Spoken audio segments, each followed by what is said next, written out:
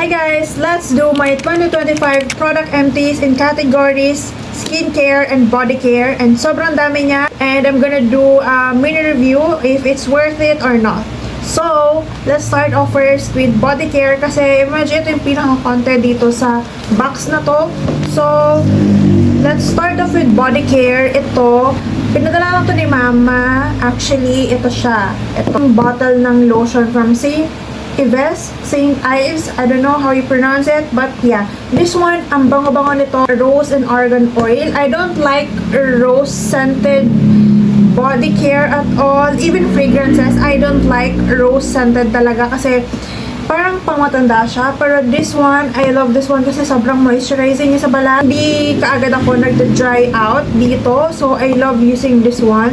And very rich yung formulation nito. I don't know if meron pang variant nitong body lotion na to, but let me know in the comment section kung meron and what's your favorite kasi gusto kong i-try yung ibang variant ng body lotion na to. Next one is the Silka Whitening Lotion. Hirap niyang palitan kasi gustong-gusto ko yung amoy nito. Yung auntie ko na galing Belgium, umuwi siya dito and nabibili siya ng ganito kasi gustong-gusto niya to. And hindi siya malagkat sa skin considering na mainit dito sa country natin. Hindi ko gusto yung orange na variant nito kasi amoy ng car freshener. Ito talaga yung the best na variant sa Silka Whitening Lotion. Ubos na din to guys. Like, I need to buy myself another bottle. So for the skincare category, most dito is ubos na talaga siya. But meron dito mga paubos na. So isasali ko na din siya kasi gusto ko din siyang bigyan ng review here. So let's start off first with the Dr. Sensitive Collagen plus Vitamin C Serum. I love this one guys. Na-recommend to ni May Layog before. Siguro mga before pandemic pa. Na-recommend niya to na maganda daw to as a skincare product and then as a primer. Ang ganda niya. Like parang nasa-smoothen out niya yung pores ko. Parang naka-close up niya yung pores ko. Parang nasa-smoothen out niya lang yung pores ko. That's it. Ang ganda niya and effective siya pang brighten up ng skin. Especially if you have dark spots, this is the key. So if you have dull skin and dark spots na mahirap tanggalin, ito yung sagot. Gamit ko to since 2019 I think. Basta before pandemic pa. Ito na yung gamit ko talaga. Like, nakailang repurchase na ako. Actually, lahat ng Dr. Sensitive products, my skin loves it. Ito, nakailang purchase na ako, pero ito na lang yung natira. Ito yung Oxycure Ultra Gentle Moisturizer. I remember na-recommend to ni Carrot Stick Beauty kasi perfect daw to pang-restore ng skin barrier. Pero ang hirap lang hanapin nito sa SM Naga. Next is this Dear Klairs Fundamental Eye Awakening Gel. Decent na eye cream din siya. I love using this every morning kasi I feel like it refreshes my under eyes. I wish and Mandelic Acid Skin Prep Water. Maganda din to pang exfoliate ng skin kasi chemical exfoliant siya. Lagi ko din tong gamit on my butt area kasi maganda siya pang exfoliate sa butt area kasi I have my chicken skin sa butt area. So, this one is really effective talaga. The thing about me, lahat ng product na ginagamit ko on my face, on my body, na pinadala sa akin ng brands, ginagamit ko talaga siya. Kasi, ayokong mag-review ng hindi pa siya tested, may hindi pa siya nag-workout sa skin ko, hindi pa buo yung thoughts ko about it. Face Shop Rice Water Bright Cleanser. Aside ang bango niya, sobrang nag-work siya on my skin. Kasi normally, sa mga cleansing water and micellar water, sensitive yung eyes ko.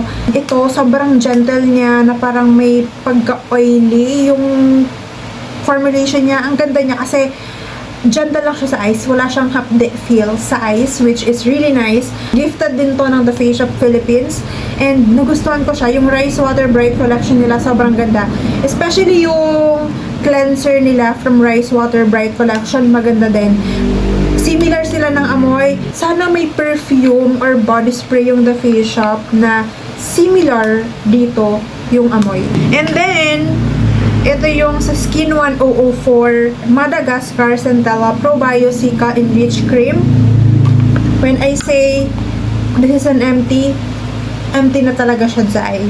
Nagustuhan ko din naman siya, pero yeah, it's a decent moisturizer. Another from Oxycure. This year ko lang ito na-try, ha? Yung Oxycure Acne Clear Powder Mod.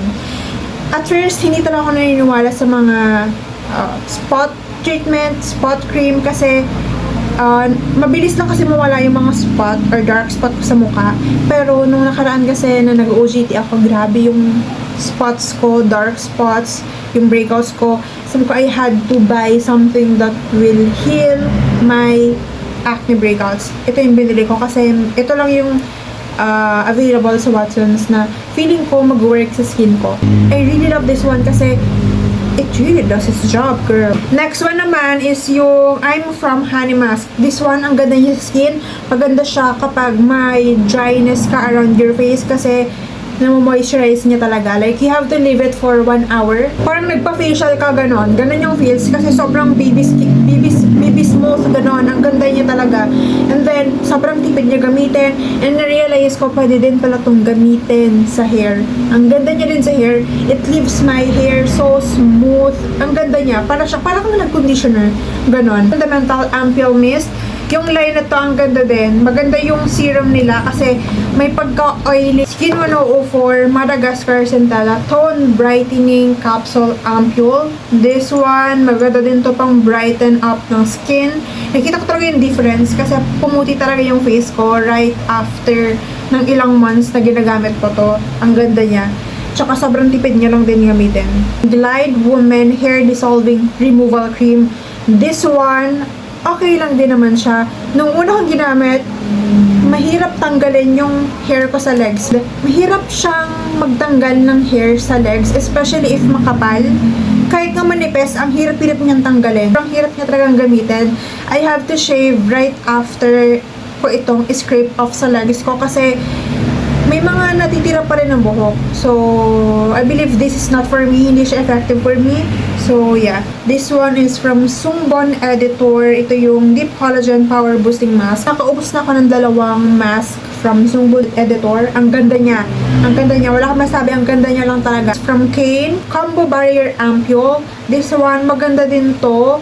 Hindi naman ako masyadong sobrang na-impress sa kanya talaga. Pero maganda naman. Decent lang talaga. Next, from Kane, again, this is the Combo Balancing Ampule Toner. Maganda din to, guys, kasi hindi nag-react yung skin ko dito. Basta, sobrang ganda niya sa skin. And sobrang nourishing ng feeling sa skin. Yon. Kung naghanap ka ng magandang cleansing oil, this is from Dear Claire's. It's their Gentle Black Deep Cleansing Oil. Sobrang ganda nito. Yung line nito na may facial wash, maganda din. I super love it. Meron yung cream and then yung meron yung black, I think. Pero ito, sobrang ganda niya. Wala ring hapdi feels sa eyes and then sobrang daling maka-remove ng mascara. May waterproof mascara, natatanggal niya talaga. And then, lagi akong naka-full face makeup pa. So, ang ganda niya sa skin. Next is yung Duha Gold Intense Anti-Aging Daily Serum. Ito naman, may mga gold flakes siya. Okay lang naman siya. I believe it helped with my dark spot din.